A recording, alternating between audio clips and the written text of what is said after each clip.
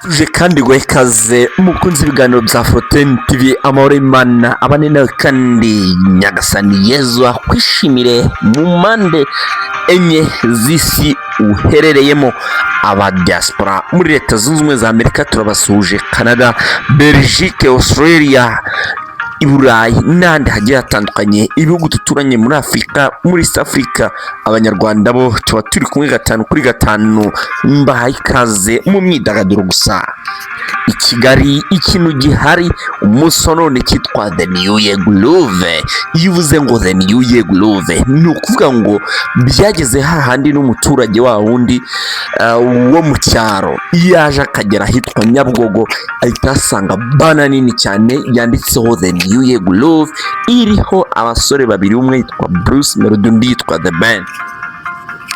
Umuntu wese ukigera mu mujyi wa Kigali, aho bita mu mujyi bahita kwa Rubangura kuri rompuwe ngari, ugakubita mu maso hakurya ku gikuta kiri ahantu karike pale, uhita ubona Bruce Melody ndetse na THEBEN. The New Year Groove yabaye The New Year Groove. Abahanzi hano ibintu byabaye bombastic, umwe araza agakubitamo undi nagakubitamo, bro byabaye bombastic. Wowe witega ibintu by'imiriro bigiye kwakira muri BK Arena, kubera yuko ntago bizoroha. Ndakurahiye, I'm telling you, ndakurahiye, I'm telling you.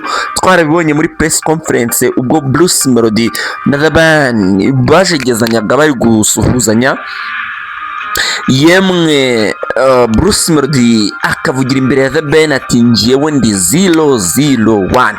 Ni ibintu byarimbwe 2020 I think 2021 gutyo, mu ndirimbo yitwa Abu Dhabi, ubwo yarimbye ngo 001 agashyira abantu mu cyo bita bombo wazo cyangwa se confusion cyangwa se mu rujijo, bikaza kwibazwaho na benshi ati bisobanuye iki 001, ariko muri iyi minsi ishize icyo gihe nibwo yabisobanuye 001 kari umuhanzi wa mbere, kubera ko nyine habanza 001 n'uwa mbere Bruce Melody ndetse THEBEN nawe akagira ati I'm one of kind. Hey, ni danje, reka nkubwire ngo ni danje. Hari ibintu byo ku mapoto, amapoto bajyaga bandika ngo danje damoro, ati nurenga ahangaha urapfa bro, nahangaha nawe reka nkubwire ngo ni danje, ni danje. Wenda sindivuge ngo damoro kubera ko nta kintu kigiye kwica ikindi, ariko hano reka nze nkubwire ni Bruce Melody amaze kugaragaza uruhande rwe na THEBEN agaragaza urwe. Indirimbo yasohotse yitwa Umunyakazi ya Bruce Melody, hagaragaramo umugabo bita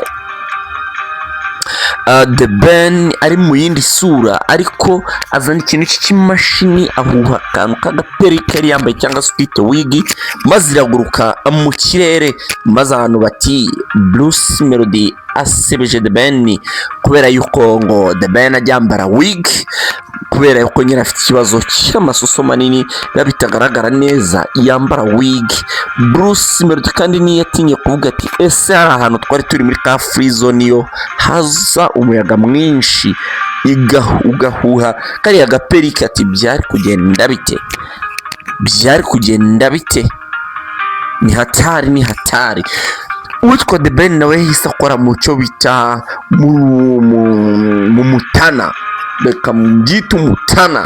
Noneho THEBEN ahita asora nawe maginga yamaze gushyira hanze indirimbo yitwa Indabo Zanjye, avuga ati mumi indabo zanjye tingiye ku gasozi mba meze nk'igisamagwe, wakunze igisebo reka nze nyikwambike.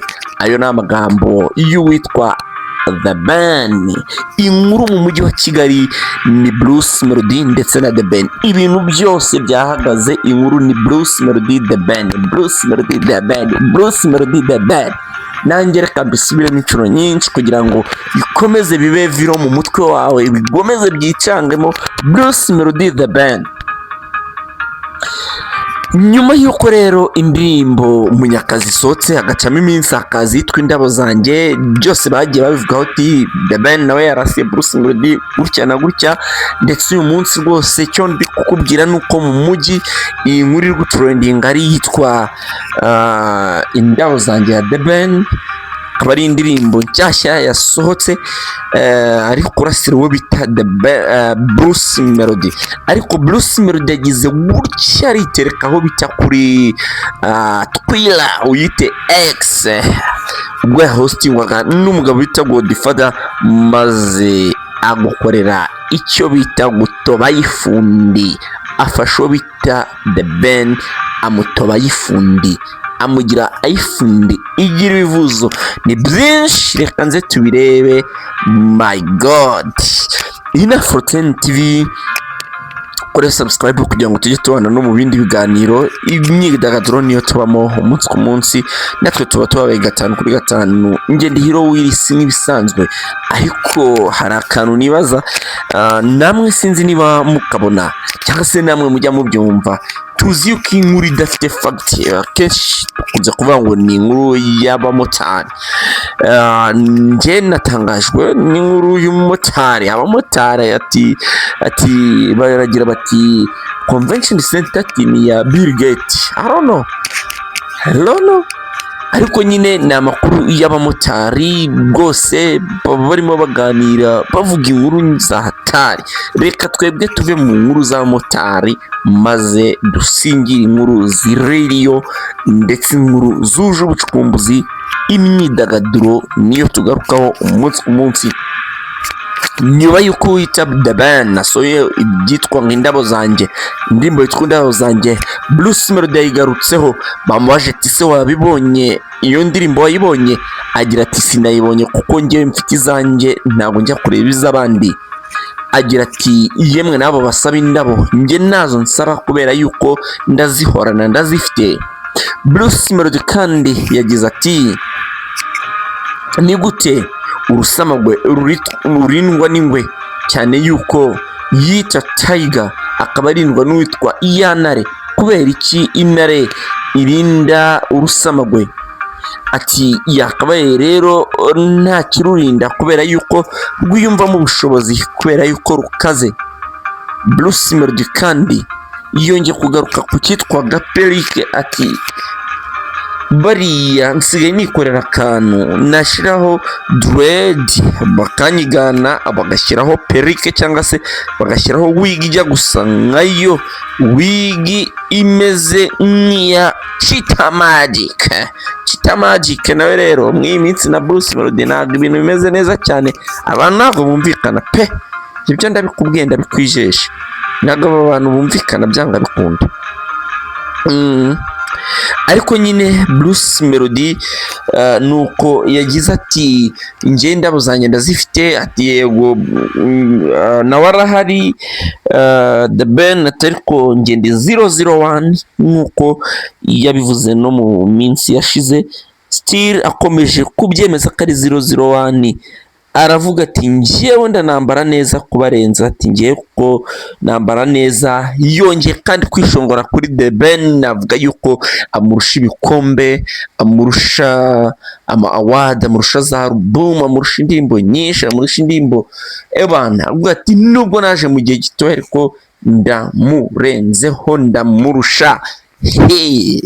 Ni bombastic kandi yatumiye Minister Nduhungirehe ati azaza birebe noneho bamuha icyitwa ryari ku itariki ya mbere duhuriye muri BK Arena.